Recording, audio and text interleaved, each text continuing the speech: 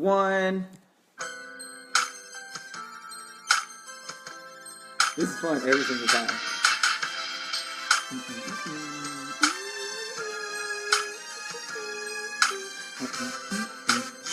You know what this is. It's a celebration. Great. Hey everybody, welcome to episode 3 of 6 Packs with Expats. Today's episode is brought to you by Tsingtao Beer. Tsingtao Beer is our drink of choice today. Today's episode brought to you by CP Travels featuring Tsingtao Beer. I am Carl. I'm Patrick. And we have a good show a good show prepared for you guys today. Yeah. So what's our first topic? What are we getting into? First thing we talk about is the black representation abroad and what our main man Obeezy has done for black people overseas. It's actually a good place to start. Shout out to Obama. Shout out it was to my President's Day yesterday. I didn't get a chance to make a status or give him a call, but I'll get to it. I'll send him an email or something. Yeah. He'll probably get to it when he get back from vacation. Yeah, he's not coming back. But one of the good things about, Come on, yo, Thunderfoot. I apologize. But I did Yeah. jiu-jitsu, but Come on. I didn't use my foot that much. But one of the good things, the crazy things we didn't really think about until like recently is that when we actually started traveling abroad, it was right around the time that Barack Obama, actually became president, right? So my first trip out of the country was to Egypt, and they were like, Obama. They would call me Obama. Yeah. At first, I was like, I look nothing like President Obama. I don't even have facial hair. Like, I ain't got them big old ears he got. None of that. But after a while, so I was thinking it's a compliment. Like, oh, okay, cool. Now it's cool to be black, right? Yeah. So all of a sudden, it went from being, black, I don't know what it means, to, okay, you're a black guy. You're kind of like Obama. All right, I'm with that. It's funny because when I first got to the school, all the kids used to call me Obama. So I had like a bunch of 7th graders, and it was like the only black person that they knew outside of Carl. And they were like, "Oh, Obama, teacher Obama." I was like, "Nah, dog, I'm not Obama." He kind of, if anything, he's definitely like Lil Bow Wow. Who else you look like? Shut up. Lil Bow Wow. Get out of here. What's his name? Chad Get out. Mouse. You just first of all, Bow Chris Wow's name Brown is third. Shad Mouse. Chris Brown. See, you would know better than I do. All right. Lil Romeo. Do it for him real quick. It's Bow Wow Wow. What was Lil Romeo's song? Lil Romeo didn't have no song. He was just known for rap snacks. Oh, Yeah. known for being a masterpiece. Y'all remember Rap Snacks? I think he had on a do-rag. He had on a do-rag with the flap out in his Rap Snacks. He did. thing. He did. He's wearing on one of them platinum FUBU shirts too. Oh man, Lil Romeo been the same size since forever. He has been. Ain't he doing like ICDC college commercials? He is. He also got a picture a little bit. Think I too. The little stank stuff they put on their chin. He looked like a young Tech 9. He looked like Tech 5. So anyway, so Barack Obama being president helped us a lot, like a whole lot. For us, I think because it was good for people to see a positive representation of black people in the media, on the news, all the time, right? So like no matter if you like Barack Obama's policies or not, he is, like I think we can all agree that he's a pretty good guy, right? A good family, very intelligent, highly educated, like first black guy, the president, the Harvard Law Review, all this. Like there was a lot of good things going for us, right? Yeah. So instead of them turning on the TV and movies and saying like a bad black guy getting shot or having babies not taking care of the mama or dancing really well, which we still all do except Patrick. First of all, I'm a great dancer. See no Barack Obama. I'm an excellent dancer, dog. Don't try and play me. All right, you think you got a little audience? You can sit here and talk about me. I'm an excellent dancer. All right. Name one thing you can dance to. Hey, T. The Macarena. Okay. Yeah, and Who Let the Dogs Out? Those are not okay.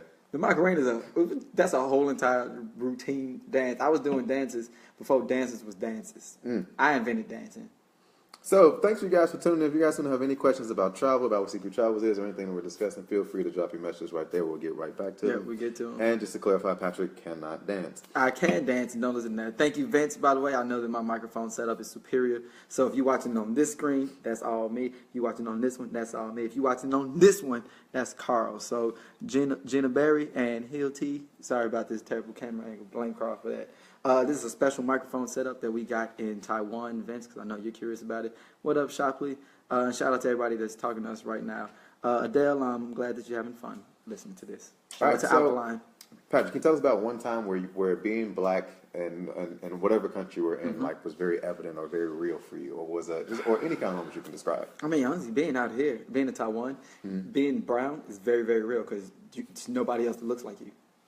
Like even usually in most places you go to, or I won't say most places, but several places that we've been to, a lot of the Taiwanese Aboriginal or like the Aboriginal people, the indigenous people, are usually a little bit more brown than some of the other people.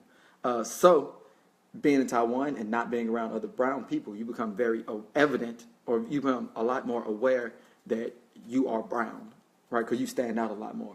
When we went to Europe, we would run into the occasional African American person, or we ran into a lot of people from Africa because they were just traveling. But being in Taiwan, you're very, very aware that you're like, hey, I'm brown. What up, Charles? Hey, miss you. Thank you, Auntie Pen. We miss you guys too. Thanks, everybody. Hey, that's Nicola. Hey, Nicola. My bad. I was trying to read the comments and talk to people at the same time. All right, so Patrick's comments are vertical and horizontal. We have vertical at the same time. Yeah, that's what I do.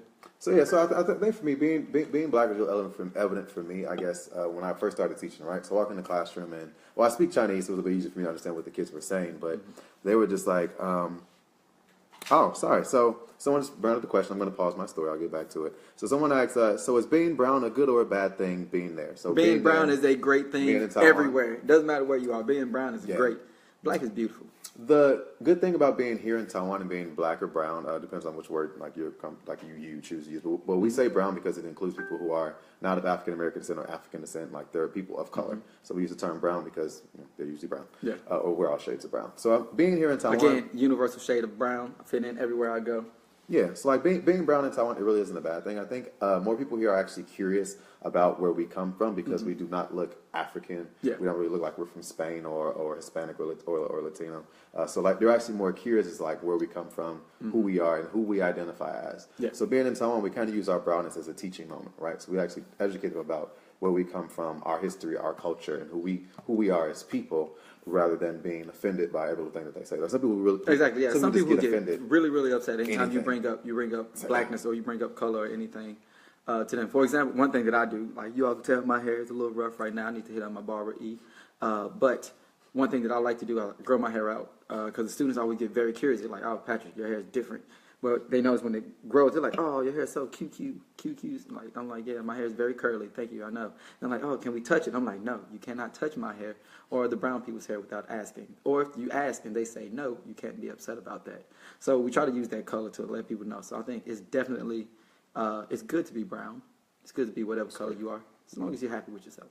Yeah, just be happy with yourself. And honestly, for me, like one thing I always challenge them, I say, well, how would you guys feel if I came to you and I started touching your hair and said, "Oh, look, Asian, you guys so Asian, so soft, right? So soft." Nobody wants that to happen to them, right? So why would you allow that to happen to you? So we kind of use again, being brown and having these questions to ask as teaching moments. Now, I do agree that some people will say, "Oh, like doesn't it get very frustrating?" My bad.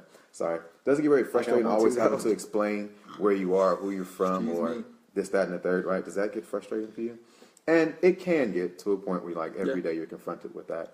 But for me, again, I like to have a positive spin on life, and I'd much rather have a positive influence than let something that is truly a misunderstanding get to you. Have we had any racist experiences in Taiwan? That's a question that just came in. That's very interesting. Any encounters with racism that you can think of? I don't think that I can think of any. I think that we have just general curiosity. People are very curious about where we're from, so it's not necessarily racism. I feel like if anything, it's something innocent. Now, I'm not trying to say that it's innocent racism because that's obviously not a thing, but I do think it's general curiosity. Like people, they see us on the MRT or they see us out, and they want to know, "Hey, where are you all from? Oh, I've never met many black people before. Is this something that's true?" Like it's some people that are like genuine, but no, it's no prejudice towards us because we are black and brown. And we identify as such and obviously look a certain way. We just got a question I'm gonna from Janae. I want to just put this out so we can answer it. Do they feel a certain way about you being from the U.S. and not being from the places other places you have been? So that's a good one. That's a great one. That's actually a really good question. Move the microphone down. I think places that they know about and they've developed, and they have personal experience, they developed an opinion about, then maybe it kind of will sway them one way or the other. But most people, and even us as African Americans, we don't really think, or we haven't really traveled to many places with persons of color, meaning black and African places, we haven't been to many of those places, right? So in America, we've been to the Caribbean islands and those areas, right? So black people are there, obviously, but how many of us have really traveled to Africa, deep in Africa, consistently as we travel to other places in the world? Right now, I'm sure that obviously some people who are watching it right now who have done that, right? But again, speaking from Taiwan's perspective, like a Taiwanese perspective, yeah. I mean, I have had people come up to me and they're very surprised that I'm actually not from Africa. They're like, oh, where are you from? Africa? Africa. I'm like, no, I'm from America. Like, oh, America. Okay. And then they'll start to talk about America, or they'll start to ask me certain questions. But no, it's not like anyone being upset that when I say, I'm like, no, I'm from America. And they're like, no, you're from Africa. Like, no, I'm like, no, I'm not. I don't get that though. Yeah. We got another question coming in. It says, I feel like most of Taiwan's racism have been naive as opposed to ignorant. Does this jive with you guys, or am I wrong? No, I definitely think that, I do think it's from naivete. But again, I do think that it comes from some kind of ignorance, just people not understanding and not knowing. I mean, people aren't necessarily exposed to African American men around the world. When we travel, it's somewhat of an oddity, right? We're somewhat of a rarity whenever we travel places. And honestly, that's part of the big reason that we started up CP Travels, was because we were out in Vietnam. It was during Chinese New Year a couple years ago. We were sitting in a room in Ha Long Bay, and we were just kind of just reflecting over, like, man, we're two black guys, like North County, St. Louis, South Side of Chicago, like people from where we're from, we don't travel. People who look like us don't travel. We don't see that many people like us going places. So, I mean, obviously the people from these cultures wouldn't have much experience with black or brown people from America, from these same areas at least, or at least in our experience. So again, I don't think it's necessarily been a bad thing, interactions that we've had with people and them not knowing. But yeah, I do think some of it's just simple ignorance, just not knowing. And I don't mean ignorant in a stupid kind of way. I mean it in like the actual definition, like, no, this person is ignorant to this. They just don't understand this yet. Good question. I would agree. That's a really good question. For me, I think one of the things that, I don't know, what's the best way I can put this? Because I've had a lot of these conversations because I do speak the language, like in their actual language, because they feel a little bit more comfortable in like discussing it when they can use their own dialect to kind of fully express their thoughts without fear of offending me, because they think that I would get really offended if they said what they really feel. But a lot of the things that they get, a lot of information they get, only comes from the media, what they see like on TV, on television, and movies. Like, this is the information that they're getting, because that's real. Similar to what we get in America. Like, we have to take Black History class, right? We have to learn about what it means to be Black. But we get this from our families and our neighborhoods, and from religious settings and things like that. But they don't really get that, here in Taiwan. Like, learn about their own history, because that's important, obviously. Learn about world history, and as you know, world history is usually just European American wars, why the world is the way it is, right? It doesn't really have a focus on these different groups of people from around the world. So I always make sure I keep that in mind as well when I'm having these conversations. Like their basis for understanding who I am as a person of color comes from what they see on television, on TV. Exactly, not from what they really experience. Right, everybody thinks that I can play basketball. I'm like, nah, man, I don't play basketball. They're like, oh, Steph Curry, Russell Westbrook. I'm like, nah, I just look like your favorite light-skinned basketball player, but I don't play like him. I don't play like him at all. Yeah, do you guys have different type of view on people that are not black or tan that you had before you met them? Ooh, that's a great question. That is a good one. Let me think about that for a second. Because Carl, you brought up a very interesting point about like just what people over here learn. And shockingly, I don't look like Steph Curry. You brought up an interesting idea of what people learn over here. And I was going over with my students these issues that came up. I don't know if some people might have seen this on CNN a while ago, but some students in the southern part of Taiwan were dressed up like Nazis, right? And they were doing like this whole like Nazi Germany recreation thing for like their school World Day, and it caused a lot of like flack. And I talked to my students about it. I was like, why do you think this was such a problem? And I mean, obviously we kind of understand why it's a problem, but we also have a different perspective on the war, right? When we were in World War II, we were fighting with Nazi Germany. When Taiwan and when most of Asia was involved in the war, it was against Japanese imperialism. So Nazi Germany wasn't necessarily something that they were concerned much with. So I think perspective is really, really interesting. Garth, we just got your question. I want to jump in on Janae's question really quickly. Different opinion. No, I think we've met, and I've had the extreme honor of meeting so many people from so many different places in the world and all around the world, right? So I think what I've done is, have I developed any biases? I will honestly say yes, I do have a few. Yeah. I don't really get into them, but I think I go into meeting everybody with a very open mind, because that's how I want to be received and that's how I want to be interacted with, right? I'm trying to do a better job of not interrupting you, but I think that everyone in some way, you have some sort of biases against people. I'm not saying that's good. I mean, it's definitely we should all work towards not having biases against people. But I think that is it's a very human thing to have bias towards people. But I do think since from traveling so much, we have encountered those, like we've faced those biases. We've learned different ways to like addressing them, right? Where before, if I was like, you know what, I don't like Carl. I don't like people who grow their beards out like this. Like, how come he don't have the thing right here? They don't connect all the way. At least me, I'm true to mine. See, I'm like, you know what, I don't like people like that. But then traveling, it puts you in an uncomfortable situation, or it takes you out of your comfort zone. So you're forced to interact with different people, and you have to like put aside those biases. You're like, you know what, we're a lot more similar than what we thought. And honestly, like some of the best experiences I've had have been interacting with people that, you know, like actually upon looking at them, I'm like, nah, I'm not gonna have a good time with them. And after speaking with them and having an awesome night out on a bar crawl or at an amusement park or at anywhere, like I've had some of the best times of my life. And I actually met one of my best friends, you know, like his name is Carl. He's Australian, like one of the best friends in my life.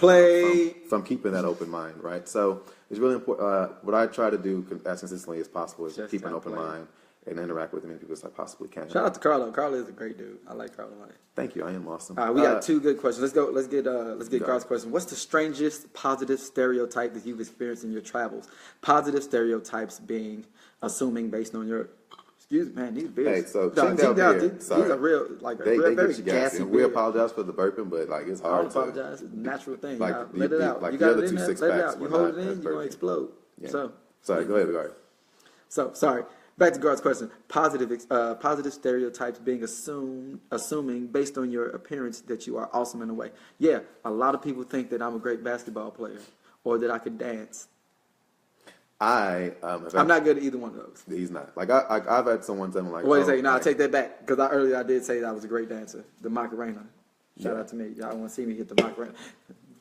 While he does that, I have been told like something like, oh, like I've heard or I've seen or I think that black people have really soft lips, so I just want to kiss you on the lips, and I was like, well, that's weird. All right, I've actually had that a few times. Oh yeah, that one time we were at dinner for that guy's birthday. No, that's nope, different. Talking about something he different. was real drunk. All right. I did not kiss the man, by the way. That was something that he offered it up. I shot it down, obviously.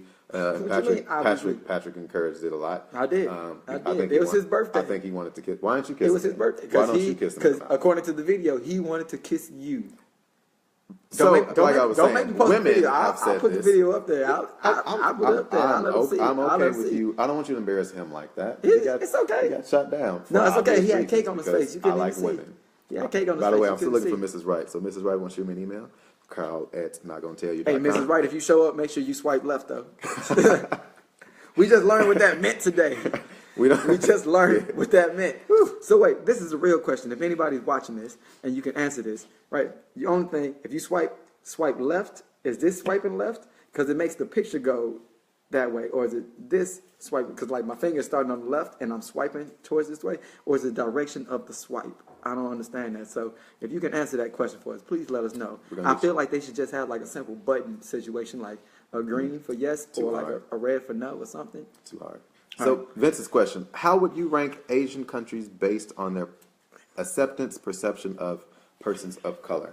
We've been to a lot of different Asian countries. Quite a few of them. All of them. I've never experienced like blatant, like I want to say like a really blatant negative experience, like more than maybe once or twice in any other country. So I think that I really think that I think I'll rank them like higher than most other places I've been to. But again, we've been to a lot of countries, and like in no country can I think of I experienced like, man, I really feel uncomfortable, being here and being a person of color. I can't think of the only country I would say I kind of felt that a little bit was being in Spain, because I'm a little bit dark on the darker than most. Hey Carl, you know Spain not a Asian country. I know, but I said all countries. I'm just letting you know. He asked about. Look, they trying to tell me how to do the left and right thing. He just said. So I can't really say I've experienced that, but I think Asian countries, I would rank them fairly high, because in my opinion, I think it's been one of the most accepting places or countries that I've been to have all been Asian.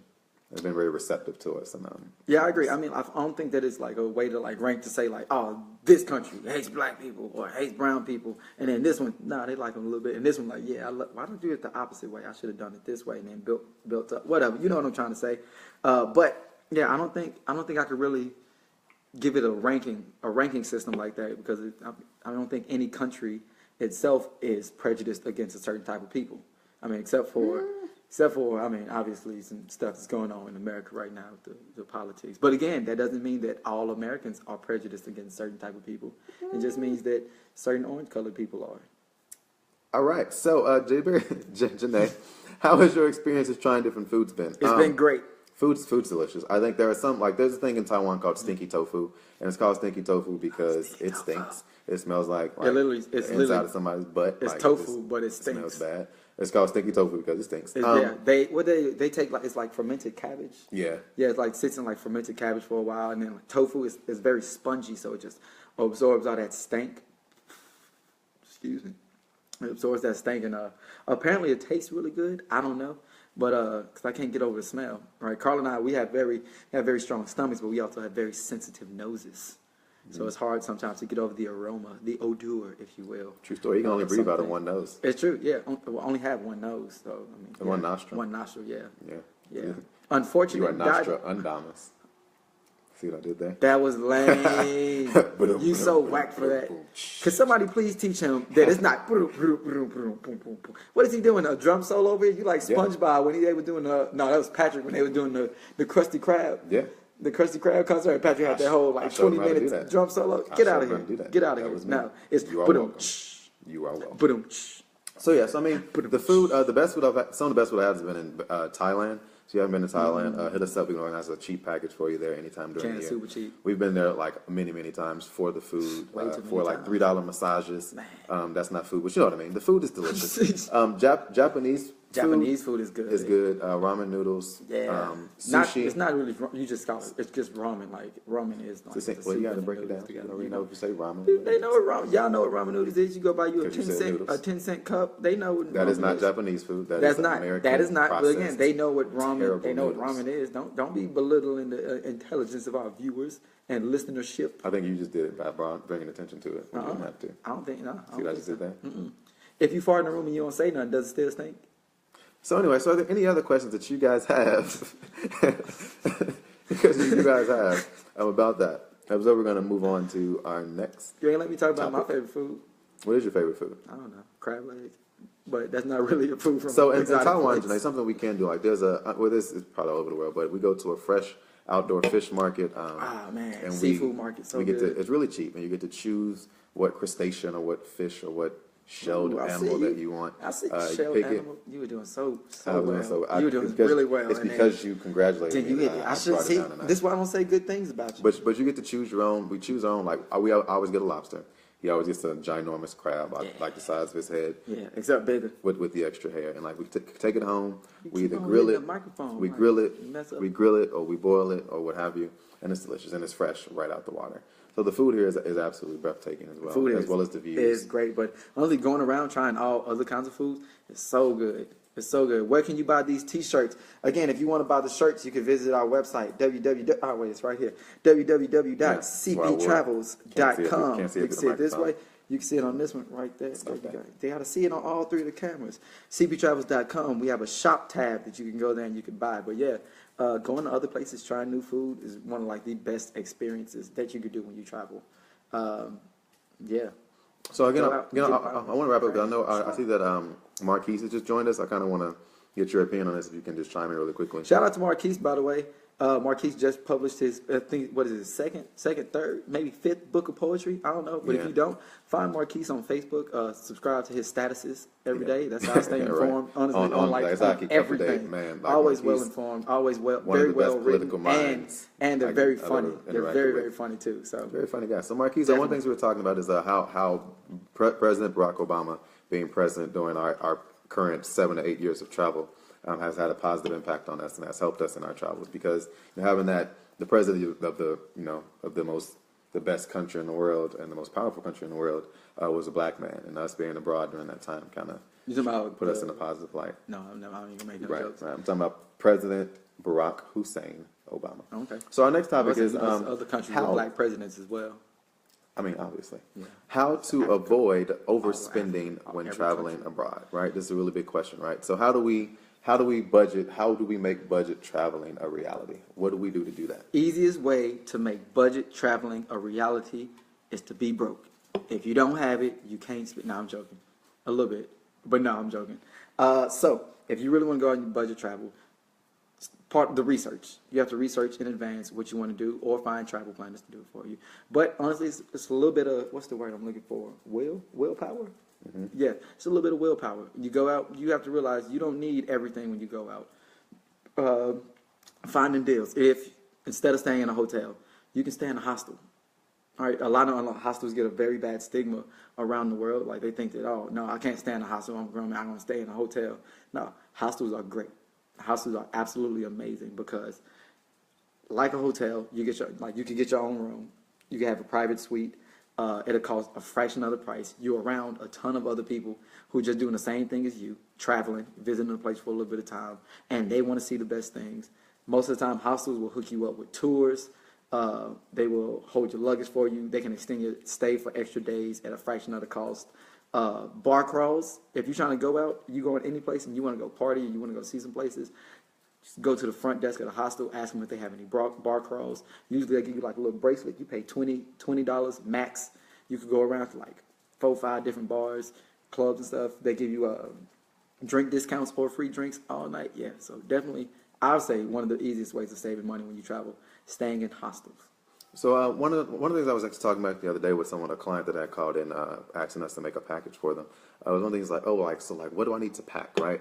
And the reason why I bring this up is because the more you pack, right, the more you bring on a trip with you, the more like in your mind, like the more you think that you need, which kind of causes you to overspend in preparation for the trip. And then once you're there, you have all this stuff and you feel like you need to buy more things, right? So it's kind of like a cycle. So if you start off with a lot of stuff, you're going to end up buying a lot of stuff, you're going to spend a lot of money. And then so you got to like, get an extra bag to like bring stuff right? back to. So all these things kind of add to how much money you spend like in your trip in the long run. So like pack, you can't keep it all limited to a single carry-on bag. I don't think there's a single trip that I've been on, except for when I went, excuse me. No, these are super gassy. I don't think there's a single trip that I've been on that I needed a check bag, except for when I went back to America. Yeah, like that's literally the only reason I took that was because I was taking a bunch of stuff back home. So like every other trip, we did a 6-week Euro trip, and I had a backpack. That was it. Literally rolled everything up, put it in the bag, had it checked, not checked. What's that? I can't think of a word. Carry-on. Yeah, it was my carry-on bag. Kept it going the whole time. If I got tired, I could put it down, take a nap on it. I had a blanket with me, everything. Right. So for our female, someone pointed out to us, and that's a very good point. It is different for male travelers and female travelers. Again, we don't have to accessorize as much, or not have to, but there's just we can there's choose not certain to things. accessorize as much. There's certain things that we just don't really need. So like right, I think, so we understand. Like, however, women, you all need to carry around. It's still things. not impossible to only right again. Like we can't we can give you our perspective as men, but again, for women, it could be a little bit different. I know you might need some other stuff that I got to bring around. So I mean, I feel like if that's the case, and you absolutely need to have another bag, I mean, do what you got to do. But in terms of like going out and spending money, you don't always need to go to the biggest restaurants, right? Sometimes the best food that you can get is from those little mom and pop shops around the corner. In Thailand, you can get a full meal for less than $1, right? You go out to any street, you get pad thai, like fresh pad thai right on the street, chicken. Always, man, so good. For like 30 baht, 25 baht, depending on where you go. There's also a big difference between backpacking and when you're planning for like a longer extended trip. So if we're talking, if you're going to go to a place where you don't need to be like dressing up all the time, you're not going to do like adventure travel, then there are certain ways in which you need to you need to pack in order to prepare for that type of trip that you're going on. So like when we talk backpacking, we're like, all right, we're going to take 3 pairs of pants, 1 pair of shorts, and like 5 shirts. We're going to rotate those out for 10 days or for 6 weeks like we did, right? So it depends on the type of travel experience you're looking to have. But our point is that you can actually get by on minimal clothes and minimal things and still have a great time, because honestly, when you travel, nobody cares what you're looking like. 9 out of 10, you're not going to meet the love of your life. You're not going to keep in communication with them. And so if you do meet the love of your life, and you wearing whatever, and she ain't really messing with it, she ain't really loving you. So I think that like you have to really keep those things in mind, is that when you're traveling, you're supposed to be as relaxed as possible. Getting all dressed up and fancy, having 8 bags of makeup and just perfume and all that. You don't really need that, because at the end of the day, you're going to go back to your hotel, then go back to the hotel, then 7 days later, you're going to get on the flight and go back home. Yep. So when we say live minimally, it just means pack what you need only, and then everything else, you don't really need to bring it, because you don't really need it and you're not going to use it. If you're taking shoes, what I recommend, you wear a pair of like boots, right? If you're doing a bunch of hiking, wear your hiking boots. Or if you feel like you're gonna need an extra pair of boots, just wear the boots. Put you you need a pair of runners. That's it. I mean, you don't really need any extra shoes. I recommend just get you some Chucks, some black Chucks, some nice looking ones, and then you just go out with those. Because I mean, if you're going out or if you're traveling, for the most part, you're not gonna need to dress up unless you're going to like a destination wedding or you're going to something else. I mean, and even then, if you're carrying suits and dresses, there's a way to make that work. So what I do want to point out, I do want to get feedback. So I think it's something that we are missing as two men running the travel consultant agency, and we do have other women that we can confer with regarding these issues. But like for women, just give us some feedback, send us messages, and we'll talk about this next time. It's like what are some things that women absolutely you guys need to pack and need to take with you? You like what we said? Let us know. You hate account. What we said? Let us know even louder. Type in all caps. Yeah. They invented the caps lock button for a reason. Use it. It's your First Amendment right to yell at us. Right, so do that to Patrick. But for me, I want you to send in the things that you guys really need so that we actually have a better idea and we can learn a bit from you guys as well. Like when you guys are packing, like what do you think that you absolutely need to take? And we'll let you know whether or not we think that's true or not, or we'll just give you some feedback as well. Yeah, we'll let you know. Like I said, take your outfits, base them off one color scheme. All right, so we got Obama saving money. And the last thing, got anything else that you want to add? Any other questions y'all want to know? Yeah. Hey, Bianca, I know you said hey to Carl. I'm going to say hi too. Hey, cuz. Hey, PJ. Hey, other cuz, Tiff. How you guys? So, so do you guys have any other questions about traveling or anything you want us to talk about our experiences living here in Asia or anything you guys want to know more about? We've been living in Taiwan for about 6 or 7 years, so we have a plethora of stories and a myriad and a lot of things that we can kind of touch on if you guys want to know more about anything. But thank you guys so far for the questions that we've got. Crazy. We've gotten a lot of good questions. Synonyms. The time difference? Yes, the time difference was very high. Like so, in Taiwan and Chicago, we're 13 hours ahead of Taiwan.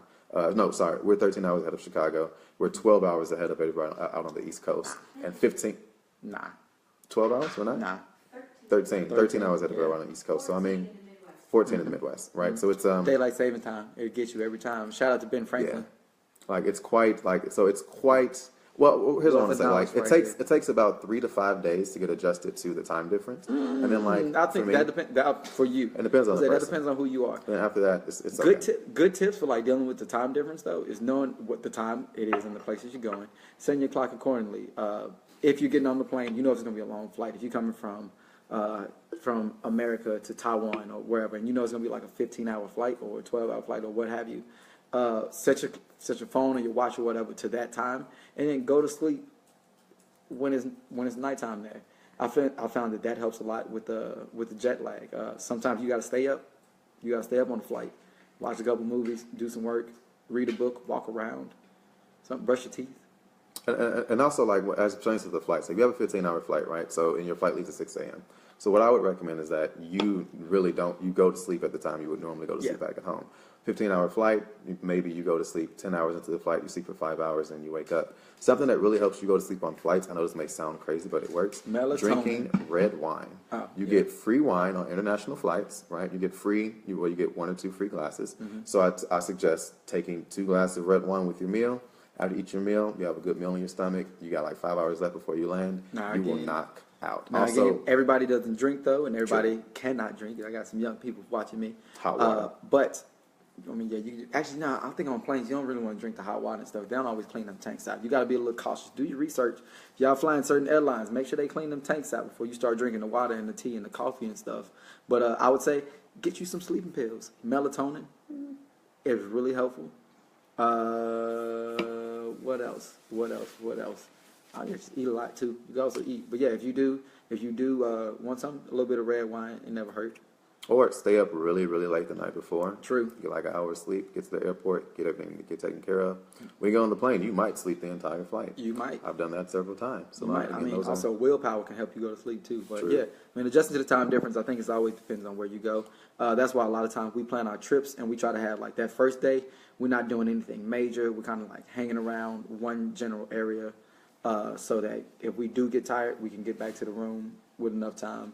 We can rest up and we're not like 3 hours away going zip lining through the mountains in Laos or something. We do that towards like the middle of the trip or towards the end when we know we get to go somewhere else. We got another question that came in. How is Australia? Australia was great. Amazing time in Australia. I've always had a good time. Every single time we go to Australia, it's been a really, really good time. Literally zero complaints. Australian people, some of the nicest people that I've ever met in the world. Only behind Taiwanese people. It's super nice.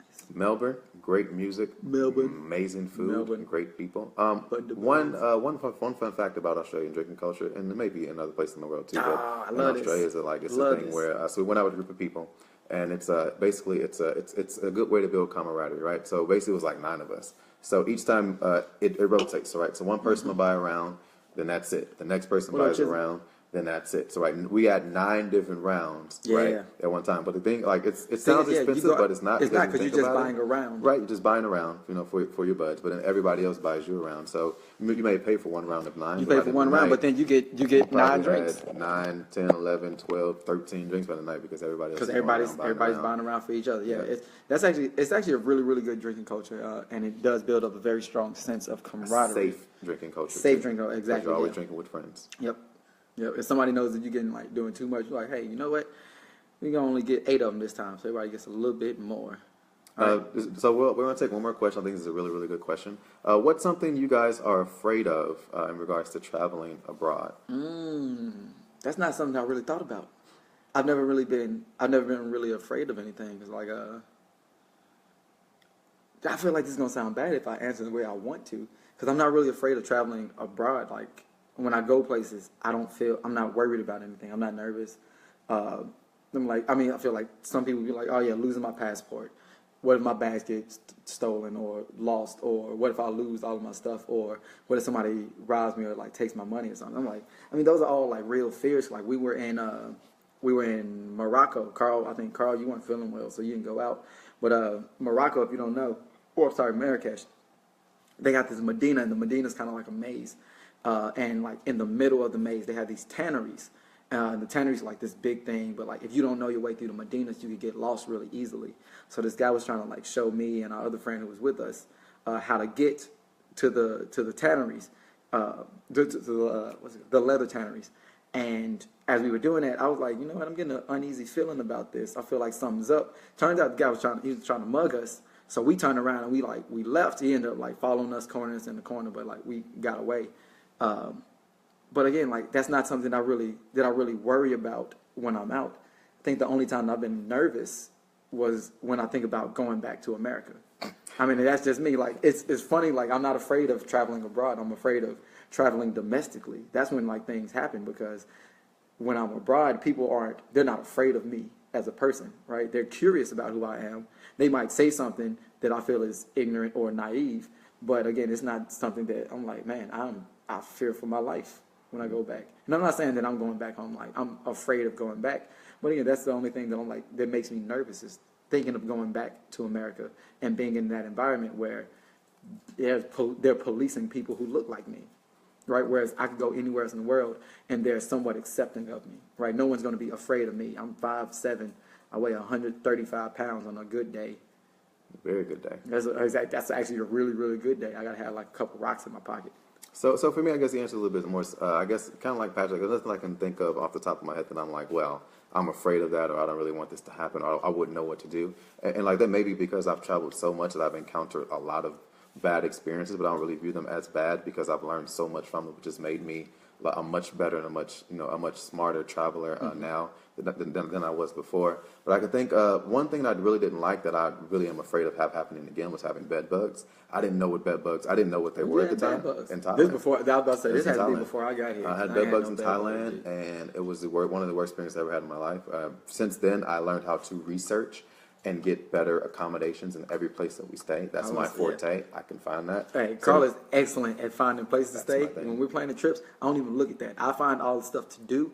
I find out transportation, getting around, all of that. But Carl, literally never. Because when you like bed bugs, I'm like that. Yeah, that like had that. to be before So me. like That's before something. I was like, nah, you have never picked a bad spot in all the places we've been to. Like hostels. Like first, I was like shady about hostels. But I was like, wait a second, these places are dope. Hostels are really cool. Shout out to all the hostels. So again, like that. So that's one situation where I took a bad experience or something didn't think was going to happen and made it into like a positive for me. But also like when I lived in mainland China and I was an intern there, Beijing. I was literally in the middle of nowhere, things closed at 9 o'clock. If I needed help or an emergency, I didn't know where to go. I didn't know who to ask, or I didn't know if I could even get there in enough time. Yeah, I do. So I guess I'd be afraid of being in a situation like that again, and not, doing research beforehand and knowing knowing routes in which I could be safe, or in like a safe place, or a place where I felt more safe than where I was. So I think again, having traveled so much is not nothing that comes to my mind where I'm like, I'm afraid of this, or I would hate for this to happen. But there are things that have happened in the past that I reflect upon and say, man, I've learned so much from that. That was a bad experience, and I want to be make sure that never happens again. That's fair.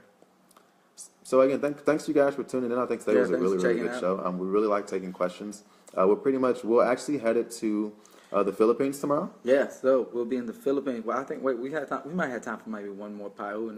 No, we might not. cutting it We too might have close. to do a mobile podcast or something. Podcast. Yeah, we might have to do one en route or something. But yeah, so next time you see us or next time you hear us, we will be en route or in the Philippines.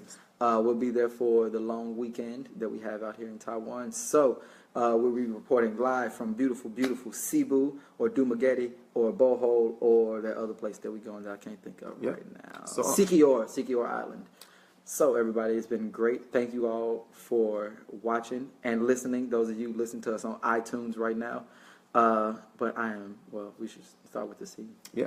So the next time you guys hear us, we'll probably be streaming from the Philippines or talking from the Philippines. Just but then also we're going to give you guys a synopsis of our trip, which is the second part of our Pay It Forward year-long travel initiative. If you guys have not signed up yet for one of our trips, please be sure to sign up. The Spain trip is filling up like hotcakes. Yeah, we're going to Spain in July. We're going to Kenya in July. Yeah. We're Make going sure you to check out South America in August. So we're going to a lot of different places. So make sure you guys sign up for the Pay It Forward travel experience. And remember, it's also for a good cause. We are raising awareness for brain aneurysm research and lupus. So lupus research for both of our moms. Love you, moms. So again, thank you guys for tuning in. My name is Carl. I'm Patrick of cptravels.com. Oh yeah, that's it. Squad. My bad, y'all. I forgot to sign off.